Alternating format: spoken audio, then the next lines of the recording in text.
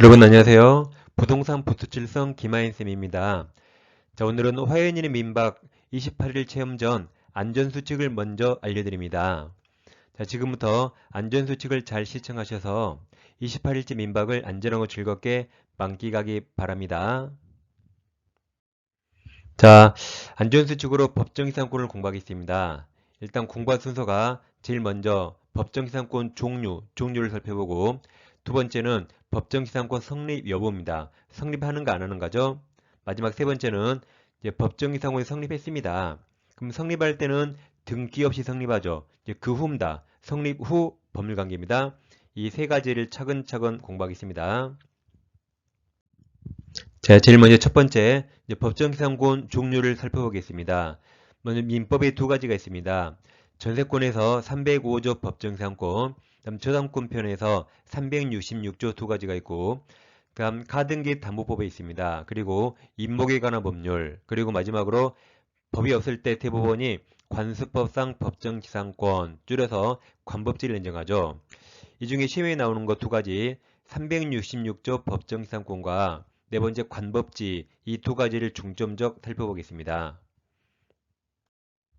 자, 계속 종류를 보는 겁니다. 자, 갑토지, 갑건물이 있는데 어떤 사유로 토지 건물 소유자가 서로 달라집니다. 그럼 소유자가 달라진 거 크게 세 가지입니다. 먼저 토지는 갑 그대로인데 건물만 을소유로 바뀌거나 또는 토지가 을로 바뀌었네요. 건물은 갑 그대로입니다. 한편 토지 건물 완전히 다 바뀔 수 있죠. 토지는 A 소유, 건물은 B 소유. 이렇게 어떤 사유로 토지 건물 소유자가 서로 달라졌을 때 토지 소유자가 건물 철거 청구합니다. 이렇게 철거 청구할 때 부당한 철거를 법이 나서서 막아주는 게 이 법정기상권입니다. 자, 그럼 동일인 소유자가 어떤 사유로 토지 건물 소유자가 달라졌죠. 그 소유자가 달라진 그 사유에 대해서 먼저 저당권자가 경매에서 소유자가 달라졌을 때는 366조 법정기상권이 성립하는가 그 여부를 따집니다. 그러니까 이게 이무경매죠. 이렇게 저당물 경매, 이무경매일 때는 366조 법지를 따집니다. 다음 기타 사유, 저당물 경매가 아닌 나머지 기타 사유는 거의 대부분 다 관법지 문제입니다. 자, 그럼 매매로 바뀌면 366조입니까? 관법지입니까? 저당물 경매가 아니면 다 관법지로 갑니다. 다음 증여로 소유자 바뀌어도 저당물 경매 아니죠. 다 관법지 문제입니다. 그리고 강제경매를 바뀌어도 저당물 경매 아니죠. 저당물 경매는 의무경매입니다. 강제경매는 저당권이 없는 겁니다. 이것도 해서 관법지가 됩니다. 이처럼 저당권자가 경매했을 때, 즉 저당물 경매만 366조고 나머지는 다 거의 대부분 관법지 문제입니다. 근데 시험은 366조인가 관습상인가 물어봅니다. 거의 대부분 시험은 법정기상권이 성립하는가 하지 않는가 물어봅니다. 굳이 나누자면 저당물 경매만 366조, 나머지 그냥 다 거의 대부분 관법지 문제입니다. 자, 그럼 지금부터 두 번째, 이제 법정기상권이 성립하는가 그 성립 여부를 공부하겠습니다. 두 가지 공부한다랬죠. 첫째 366조 법지와 관법지 두 가지를 공부하는데 먼저 366조 법정기상권을 살펴보겠습니다. 이걸 일단 두 가지를 잘 이해하면 끝납니다. 자, 첫 번째 갑소유 토지 건물이 있습니다. 두 번째는 갑소유 나대지만 있어요. 여기서 토지에만 저당권자 A가 나옵니다. 그럼 어떤 토지에 돈을 많이 빌려줄까요? 2번 나대지에 돈을 많이 빌려주고 위쪽 토지는 건물이 있기 때문에 토지 가치가 거의 없기 때문에 돈을 아주 적게 빌릴 겁니다. 근데 윗그림에서 저당권자 A가 돈을 못 받아서 저당권자가 경매합니다. 저당물을 경매했다. 이게 366조죠. 그래서 을이 경납받는데 지상에 갑건물이 있죠. 을이 철거 청구하면 갑이 철거를 막으려면 법에서 도와줘야 돼요. 이게 저당물 경매라 366조 법정사건입니다. 만약 이게 성립한다고 가정하면 갑 건물이 철거되지 않고 살아있어요. 건물이 살아있으면 우리 토지 경락가를 적게 써야 되죠. 그러더라도 A도 건물이 있으니까 돈을 적게 빌렸죠. 그럼 이 경락대금으로 충분히 채권을 회수할 수 있기 때문에 굳이 아까운 건물 철거할 필요 없습니다. 그래서 이때는 법정상권이 성립해도 상관없습니다. 그럼 이때 자 저당권자가 저당권이 설정될 때 이 건물이 현재 건축 중이다.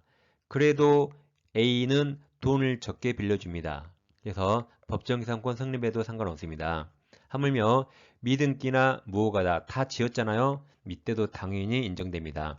건축 중도 인정되니까 다 지었는데 미등기 무허가도 다 인정됩니다. 왜 그래요? 아무튼 두 번째 저당권 설정 당시 어떻게든 건물이 있었죠. 갑소유라면 인정됩니다. 근데 아래 그림에서는 자 나대지에 저당 설정했는데 갑이 멋대로 건물 지었죠. 근데 저당권자가 돈을 못 받아서 저당물 경매, 저당권자가 경매하면 이게 366조죠. 그래서 을이 경락받아서 갑 건물이 있으면 이 인정될 것이가 문제가 되는데 만약 이때 인정된다고 가정하면 건물이 살아있어서 을이 경락가를 아주 적게 써야 돼요. 그럼 이 적은 경락대금으로 채권자 A는 채권에 살 수 없습니다. 따라서 이때는 법치 인정 안 돼야 돼요. 그래서 건물이 철거돼야 됩니다. 그래야 을이 토지 경락가를 나대지 가치로 많이 있어서 그래야 처담권자가 이 채권액으로 자기 채권액을 해소할 수 있습니다. 자 그럼 이제 공식으로 만들어 봐요. 자 1번 그림에서 저당권 설정 당시 건물이 있어 없어? 1번 갑소유 건물이 있었죠. 그럼 법정상권 제일 끝에 성립한다 하시면 되고 자 2번 그림은 저당권 설정 당시 건물이 있어 없어? 설정 당시 건물은 없었죠. 설정 후 3번의 건물이 나왔죠. 저당권 설정 당시 건물 없으면 제일 끝에 인정되지 않는다 달려가면 됩니다. 공식 만들어 봐요. 자, 저당권 설정 당시에 당연히 기본 전제가 동일인 소유입니다. 동일인 소유 건물이 있어 보세요. 있으면 법정이상권 있다. 그리고 없었으면 나대지를 말하거든요. 그럼 나대지에 나만 나오면 모든 법정이상권 없다 하시면 됩니다. 이렇게 설정 당시 건물이 있어 보세요. 설정 당시 건물이 있어 있으면 있고 없으면 없다 하면 1초 만에 끝납니다.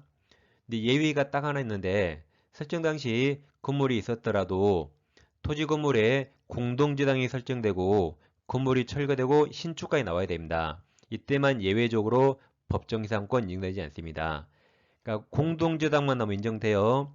신축만 나와도 인정된다. 반드시 세트로 공동저당 후 신축가에 나와야 인정되지 않습니다. 그래서 366조는 설정 당시 건물이 있어 없어? 있으면 있고 없으면 없습니다. 공동저당 하나만 주의하세요. 자, 세 번째 보겠습니다. 갑소유 토지에 저당권이 나왔습니다. 그럼 설정 당시 건물이 있어 없어? 없죠? 결론은 없다. 이미 끝났습니다. 이제 갑이 건물 지었는데 저당권자 동의를 얻고 건물 지었대요. 근데 저당권자가 토지 경매를 실행해서 을이 경락받습니다. 그럼 갑 건물이 있죠. 이건 저당물 경매라 366조 발생할 것인가? 발생하지 않습니다. 왜 그래요? 설정 당시 건물이 있어 없어? 없었죠? 그럼 마지막에 X로 달려가면 됩니다. 네 번째, 갑소유 토지의 저당권이 나옵니다. 이것도 설정 당시 건물이 있어 없어? 없죠? 나대죠? 그럼 1초 만에 없다 뒤로 달려가면 돼요. 근데 이제 갑이 건물 신축하고 다시 네 번째로 저당권 토지의 저당권이 떠나옵니다. 그래서 A가 토지의 1번 저당권이고 B가 토지의 2번 저당권이죠. 근데 여기서 후순위 저당권자가 토지 경매에서 을이 경락받습니다.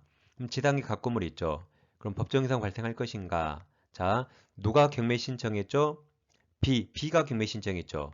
그럼 B가 네 번째라 B 네 번째, B 저당 설정 당시 건물이 있어 없어? 있었죠. 그럼 법정사건 발생해요 안 해요? 하지 않습니다. 이미 X라고 빨강색 있잖아요.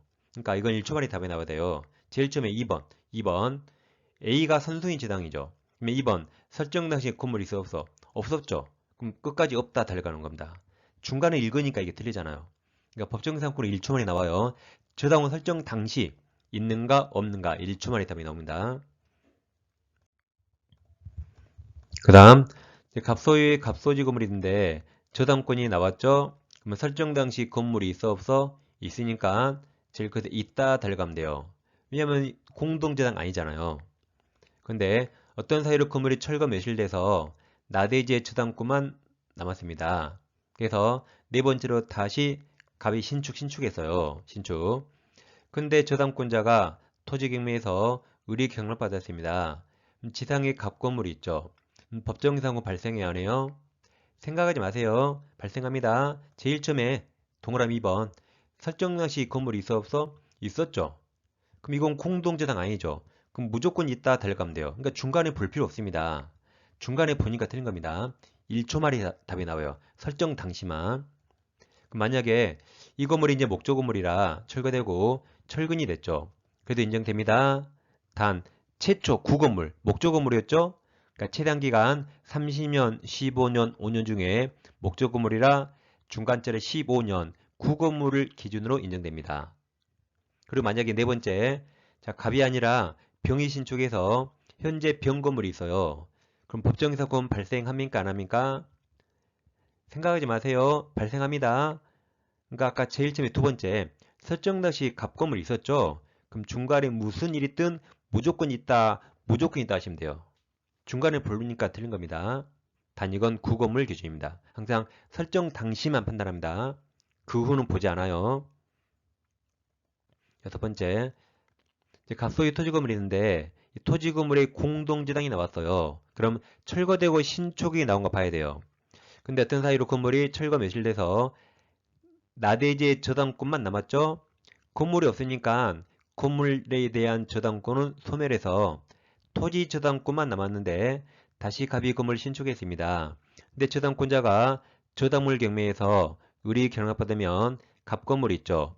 밑에 360조죠. 저당물 경매라 이때만 발생하지 않습니다. 왜 그래요? 공동저당이 나왔죠? 자, 그럼 이 공동저당권자는 돈을 못 받으면 배당받을 목적물이 두 개라는 계산하에 돈을 빌려줬는데 어떤 사유로 저당권이 토지 한 개로 줄었습니다. 그럼 이 공동저당권자를 보호하려면 목적물이 한 개로 줄었죠. 그럼 한 개 남은 저당물 객체, 저당물 대상, 토지 가치를 올려줘야 돼요, 낮춰줘야 돼요. 올려줘야 그나마 저당권자가 손해를 덜 봅니다. 그럼 토지 가치 올리는 건 건물 없애는 것밖에 없어요. 그래서 이때는 건물이 없어져야 됩니다. 그래야 우리 경락가를 나대지 가치로 높이 서서 그래야 저당권자가 손해를 그나마 덜 봅니다. 그래서 이것은 공동저당 나오고 철거되고 신축 나왔죠? 이때만 끝에 발생하지 않는다. 달려가면 됩니다. 그래서 항상 설정 당시 건물이 있어 없어만 보세요. 그리고 공동저당만 주의하면 되겠습니다. 자, 지문 한번 살펴볼까요? 갑소유 X토지와 그 지상 건물에 공동저당 나왔죠. 그럼 철거되고 신축이 나온 거 봐야 돼요. 설정된 후 지상 건물을 철거하고 Y 건물 신축 나왔죠? 그럼 제일 끝으로 달려가서 성립한다 틀렸죠? X 성립하지 않는다. 두 번째, X토지에 저당권을 설정한 갑이 현재 건물 안 보이네요. 다음 저당권자 을 동의 얻어서 Y 건물을 신축했대요. 그러면 설정 당시 건물 없었죠? 첫째 줄에 다시 X토지에 저당권 설정 그 나대지죠? 그럼 볼 것도 없죠? 설정 당시 건물 없었죠? 설정 후에 있잖아요. 그럼 나대지라 제일 끝에 성립한다 들렸죠? 이렇게 1초 만에 나옵니다. X. 자, 이제 이어서 관수법상 법정이상권 줄여서 관법지를 보겠습니다. 자, 여기서 먼저 처분 당시 당연히 기본 전제가 동일인 소유죠. 처분 당시 건물이 있어 보세요. 그래서 처분으로 소유자 달라지면 관법지 발생하는데 근데 이 관법지는 임의 규정 성격이라 관법지 폐지의 약정 유효가 됩니다. 그래서 이 특약이 없어야 관법지 발생합니다. 그래서 처분이란 아까 저당권자가 경매한 나머지 모두 저당권자 경매 이외의 기타가 거의 대부분 관법지입니다. 그래서 소유자가 매매로 바뀌었거나 증여, 공매, 강제경매 등등인데 단 환자 두 가지 환지, 환매로 바뀌면 이건 안 됩니다. 환자 두 개 외우세요. 이것까지 인정하면 환정합니다. 그래서 나머지 사유로 처분 당시 건물이 있어 보는 겁니다. 그리고 처분으로 소유자 바뀌면 건물이 발생한다. 자, 먼저 첫 번째 사례 보겠습니다. 자, 갑소유 토지 건물이 있는데 갑과 을이 사이가 엄청 친해서 일단 건물 매매만 있습니다. 그럼 토지는 갑소유고 을이 등기하면 을 건물이 되는데 갑과 을은 건물 매매만 있죠. 그럼 을은 갑토지 사용 계약을 한 적 없습니다. 따라서 현재 을은 갑토지 사용권이 없어 보여요. 그러니까 갑이 을에게 철거 청구하면 될까요? 안 되겠죠? 갑은 10억 받고 건물을 팔았거든요. 그래놓고 을에게 건물 철거 청구하면 안 되겠죠. 그래서 이때 법에서 법으로 지상권을 인정해 줍니다. 이때는 저당물 매매가 아니니까 관법지가 발생합니다. 그래서 처분 당시 건물이 있어 없어 동일한 건물이 있죠. 처분으로 갑을 소유자가 달라지면 관법지 발생합니다. 철거 청구 못하게 막아주는 거죠. 근데 단 예외적으로 건물 매매하면서 이 을건물을 위해서 갑과 을이 토지 임대차 계약을 체결합니다. 그럼 을건물은 갑 토지 사용권이 생겼기 때문에 건물이 철거될 수가 없죠. 그러니까 이때는 굳이 법에서 인정할 필요 없습니다. 그래서 이렇게 관법지 배제 약정 가능합니다. 두 번째, 다시 갑소유 토지 건물이 있는데 이번에는 토지 매매만 있습니다. 그래서 을이 등기하면 을토지가 되고 건물은 갑소유가 됩니다. 자, 그럼 을은 건물이 있는데 토지만 샀죠. 그럼 건물이 있는 토지라 돈을 비싸게 사요, 적게 사요? 적게 주고 사겠죠. 그러죠? 그래서 건법지 인정되는 겁니다. 다시 을은 돈을 적게 주고 샀어요. 그래놓고 갑건물 철거 청구하면 안 되겠죠? 철거 청구 못하게 법정기상부 인정해줍니다. 그래서 이것도 처분 당시 건물이 있어 없어? 동일한 건물 있었죠. 매매 처분으로 갑을 소유자 달라지면 관법지 인정해줍니다. 단 여기서 예외적으로 토지 매매하면서 만약에 건물 철거하기로 약정했다 해보세요. 그럼 갑은 내 아까운 건물 철거하고 나대지로 팔기로 한 거죠. 그러므로 이제 나대지 가치로 돈을 많이 주고 샀겠죠. 이때는 당연히 건물 철거해야 됩니다. 이때도 법에서 인정하지 않습니다. 마찬가지로 여기서 관법지 폐지 약정 가능합니다. 이런 관법지 폐지 약정이 없을 때 관법지가 성립합니다. 이번에 강제경매를 잠깐 살펴보겠습니다. 강제경매는 저당권이 없는 일반 채권자가 하는 경매입니다. 즉 갑과 을이 형제간인데 형이 동생에게 3억을 빌려주면서 형제간이나 X부동산의 뭐 저당권 취득 안 했어요. 담보 없이 무담보로 빌려줬습니다. 이게 일반 채권자죠. 근데 갑이 돈을 안 갚아요. 그래서 뭐 뺏어와야겠다. 뭐 형제간인 거 필요 없죠? 저 X를 뺏어와야겠어요. 그럼 먼저 을은 저당권이 없으니까 대여금 반환 소송을 해야 됩니다. 그럼 소장이 갑에게 날라오면 갑이 X부동산 빼 돌려버립니다. 그럼 우리 승소하더라도 찾아온다는 보장 없어요. 그래서 보통 민사소송하기 전에 채무자 부동산을 먼저 보통 가압류합니다. 소유자 몰래 잡아둔 겁니다. 그리고 소장을 딱 보내요. 그러면 갑이 X를 빼 돌려야지. 보니까 이미 가압류로 잡혀 있는 거죠. 이제 못 빼돌리죠.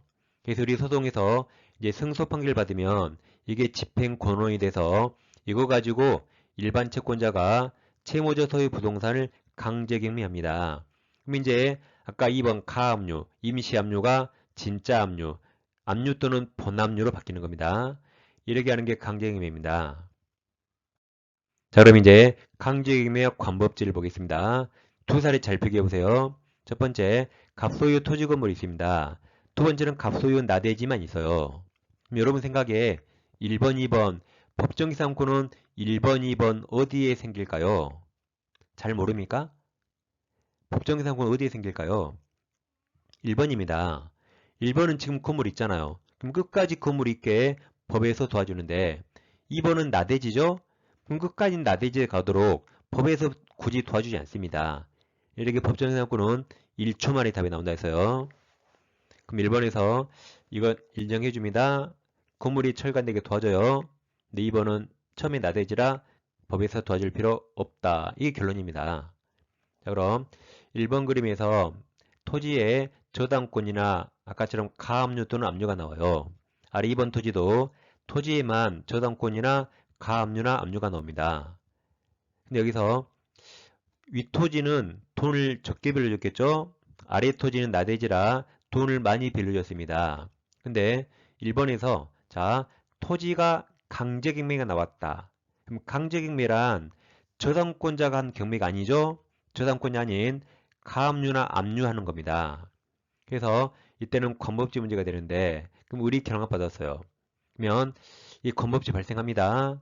건물이 살아있어요. 그럼 우리는 토지 경락가를 적게 써서 그러더라도 이 돈으로 충분히 채권자는 채권 회수할 수 있습니다. 그래서 권법지 인정해줘도 누구한테나 손해가 없습니다. 근데 아래 사례는 나대지에 돈을 많이 빌려줬죠. 근데 멋대로 건물 짓고 그리고 토지가 여기도 강제경매가 나와요. 강제경매는 저당권자 간 게 아니에요. 압류, 가압류 간 겁니다. 그래서 의리 경락받은데 건물 있잖아요. 이때는 관법지 발생하지 않습니다. 그래서 건물이 없어져야 돼요. 그래야 우리 토지 경락가를 나대지 가치로 많이 써서 그래야 채권자가 채권 회수할 수 있습니다. 자, 그럼 결론. 경매 나왔죠, 지금. 경매는 무조건 말소기준 권리라. 자, 여기 저당권이나 가압류나 압류가 다 있다. 세 가지가 다 있어요. 그 중에 날짜 제일 빠른 게 말소기준 권리입니다. 따라서 셋 중에 날짜 제일 빠를 당시에 건물이 있었으면 관법지 발생합니다. 아래 그림. 여기도 초당권이나 가압류나 압류가 세 가지 다 있다 해보세요. 이 중에 날짜 제일 빠른 게 말소기준 권리죠. 그럼 셋 중에 날짜 제일 빠를 당시에 건물이 없었죠. 그 후에 나왔잖아요. 그러면 관법지 발생하지 않는다. 그러니까 경매는 무조건 말소기준 권리입니다. 셋 중에 제일 빠를 당시에 건물이 있었는가 없었는가 기준입니다. 자, 지금까지는 법정기사권이 성립하는가 성립하지 않는가 성립 여부를 봤죠. 이제 지금부터 세 번째, 이제는 법정기사권이 성립했습니다. 성립한 후 그 법률관계입니다. 그래서 갑소유 토지의 을건물이 있는데 을은 갑토지 사용권으로서 등기 없이 법정기사권 취득할 수 있죠. 이렇게 법정은 취득할 때는 등기 없이입니다. 그래서 첫 번째 사건에서 의해서 이제 성립했잖아요. 이 상태에서 토지가 양도된 사건하고 다음 두 번째, 세 번째, 네 번째는 건물이 양도돼요. 그럼 종된 권리인 법정지상권도 함께 이전되는 겁니다. 그래서 토지 양도인가 건물이 양도되는가 그걸 잘 비교하세요. 그럼 다시 이제 이 을이 등기 없이 법정지상권 취득했습니다. 그래서 첫 번째 다시 갑토지의 을건물이 있죠. 등기 없이 취득했죠. 그럼 등기 없이 토지 소유자에게 법정기상권을 주장할 수 있으니까 갑은 철거 청구 못하는 거죠. 이 상태에서 갑이 병에게 토지를 양도 매매해서 병 앞으로 등기가 넘어옵니다. 그러더라도 이 토지에 대해서 을이 지상권을 먼저 취득했죠. 등기 없이. 그리고 병이 나중에 소유권 취득했죠. 그럼 우리 시간이 빨랐으니까 여전히 을은 등기 없이 새로운 토지 소유자 제3자에게 대항할 수 있습니다. 등기 없이. 그러니까 1번은 법정기상권은 그대로 머물러 있어요. 그럼 등기 없이 취득했죠? 그럼 등기 없이 누구에게나 주장할 수 있답니다. 두 번째, 다시 을에게는 건물 소유권도 있고 종된 권리 법정지상권이 있는데 여기서 건물을 병한테 양도하면 특약이 없는 한 종된 권리 양도도 여기 포함시켜줘요. 그래서 병은 건물과 법지 다 취득합니다. 건물은 등기해야 돼요? 등기 없이 해요? 양도 매매라 등기해야 되죠? 법정기상권도 등기해야 됩니다. 그러니까 법정은 취득할 때 등기 없이 해요. 근데 처분, 양도할 때는 등기해야 되죠. 둘 다 물권이라 둘 다 등기해야 됩니다. 취득원인이 양도 법률행위입니다. 세 번째, 다시 을에게 건물과 법지가 있는데 이제 건물의 저당권이 설정되면 이 저당권은 건물을 위한 종된 권리인 법정지상권에 미칩니다. 그래서 저당권자가 경매에서 병이 경락받았다. 그러면 병은 건물도 취득하고 법정지상권도 취득하죠. 밑에는 취득원이 경매, 법률 규정이라 건물도 등기 없이 법정지상권도 등기 없이 취득합니다. 등기 없이를 세 글자로 당연히 취득한다. 네 번째는 이제 외우셔야 돼요. 다시 우리 건물과 법정지상권이 있는데 자, 을은 건물 소유권 유보 나에게 남겨둔 채 지상권만 별도로 양도할 수 있습니다. 반대로 우리 지상권을 유보 남겨둔 채 건물 소유권만 양도할 수 있습니다. 따로따로 양도할 수 있다. 따로따로 양도할 수 있습니다. 그래서 다시 정리합니다. 처음에 1번, 위쪽 1번 그림은 지상권이 우리에게 그대로 머물러 있죠. 그럼 등기 없이 취득했죠? 그럼 등기 없이 토지 소유자나 갑 또는 그로부터 토지를 양수한 제3자 병에게 누구에게나 등기 없이 대항할 수 있어요. 근데 이 3, 4는 법정상권이 넘어가죠? 넘어갈 때 양도 법률행위는 등기해야 되고 경매, 법률 규정은 등기 없이 그리고 4번 따로따로 양도할 수 있답니다. 자, 지문 좀 확인해 볼까요? 첫 번째, 법정 지상권. 그럼 법정은 취득할 때는 등기 없이 양도할 때는 등기해야 되죠.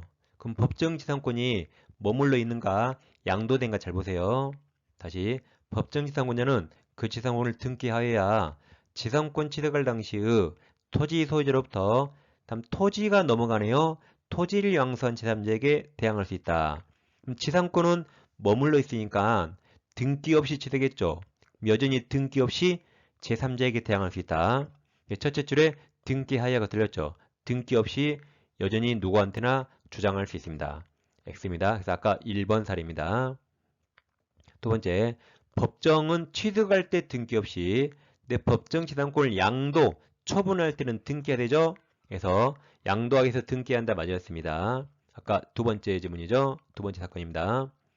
세 번째, 법정은 취득할 때 등기 없이 법정 지상권자가 지상 건물을 제3자에게 양도, 법률행위는 양도한 경우 제3자는 건물과 함께 법정 지상권을 당연히가 틀렸죠? 양도라 등기하여야 취득한다. X입니다. 여전히 두 번째 사건이었습니다. 세 번째, 강제경매로 인해 성립한 관습상 법정 지상권. 그럼 성립할 때는 등기 없이 성립했죠. 그 지상권을 그 다음 법률행위를 양도하네요. 그럼 양도는 등기해야 되죠. 그래서 양도하기 위해서 등기 필요하다 해서 맞았습니다. 여전히 두 번째 사건. 자, 세 번째, 건물을 위한 법정 지상권이 성립한 경우 그럼 성립할 때는 등기 없이 성립했어요. 일단 그 건물에 대한 저당권 실행 경매죠. 경매되면 경락인은 등기하여야 들렸죠. 이제 취득원이 경매라 등기 없이 또는 당연히 지상권을 취득한다. 해서 아까 세 번째 사건입니다. 그래서 자, 이 시간에는 좀 시간이 길었지만 그 민박 안전 수칙을 일러드렸습니다. 이걸 반드시 숙지하시고 민박에 임해주세요. 자, 감사합니다.